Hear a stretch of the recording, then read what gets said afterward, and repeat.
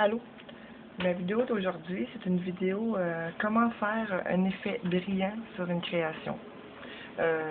Pour ceux qui ont vu ma vidéo, j'avais fait un ensemble de tasses avec boucles d'oreilles brillants. Là, j'en ai deux qui sont en train de sécher sur le bord de la fenêtre. Je vais vous montrer l'effet un peu que ça donne. Ça donne ça, je sais pas si vous le voyez comme il faut. C'est ce que ça donne. Là, présentement, c'est en train de sécher. Donc, je vais vous montrer comment faire cet effet-là. Bon, là. Donc, c'est très simple. C'est très long à faire parce qu'il y a plusieurs retouches à faire. C'est long pour sécher. Ça prend quand même du vernis, 3 couches de vernis environ. Ça prend beaucoup de paillettes. Ça, premièrement, je vais vous montrer ce que ça vous prend. Ça vous prend des paillettes. Ce que moi j'appelle de la poudre brillante.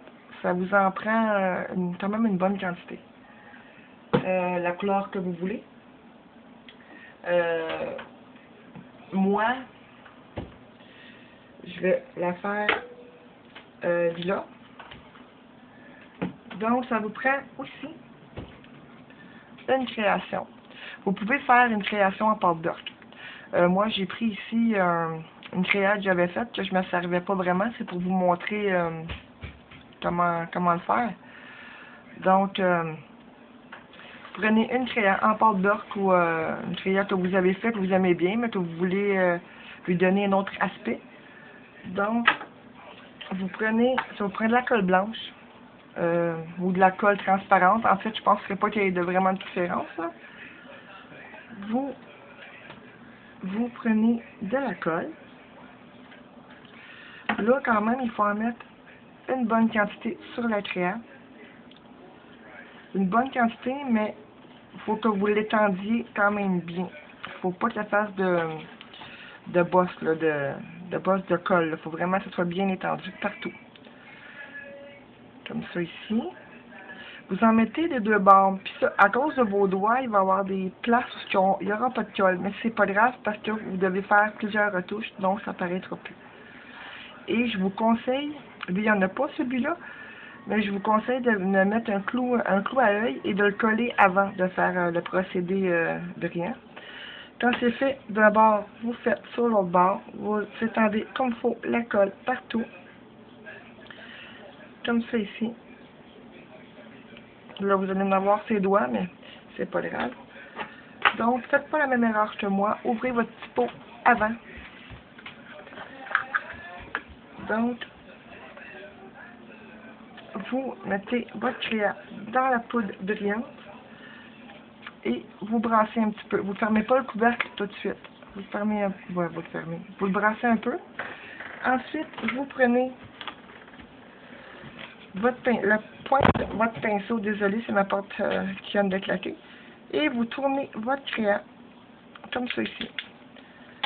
Là, à ce moment-là, vous pouvez brasser un peu en fermant le couvercle, comme ça ici. Quand c'est fait, vous sortez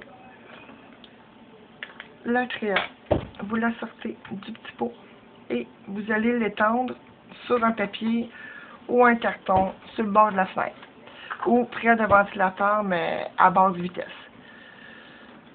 Là, quand c'est fait, vous le laissez sécher environ 1h15, je vous dirais. Il faut le laisser sécher environ 30-40 minutes sur un bord et la même chose sur l'autre bord. Quand c'est sèche, vous reprenez votre crayon et vous prenez un pinceau que vous allez passer sur la crayon en enlevant l'excédent. Ici, vous voyez qu'il y a des endroits où ils n'ont pas de colle. Vous rajoutez de la colle à ces endroits-là et vous retrempez à nouveau dans la poudre brillante. Et vous laissez encore une fois sécher des deux bords, comme je vous expliquais. Quand c'est sèche, vous reprenez la crayon et vous repassez le pinceau dessus.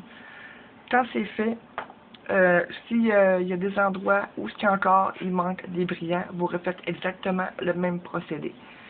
Jusqu'à temps que vous époussetez votre cuillère et que vous voyez qu'il n'y a plus de place où il manque de brillant. Quand c'est fait, vous appliquez une couche de vernis sur un bord que vous laissez sécher.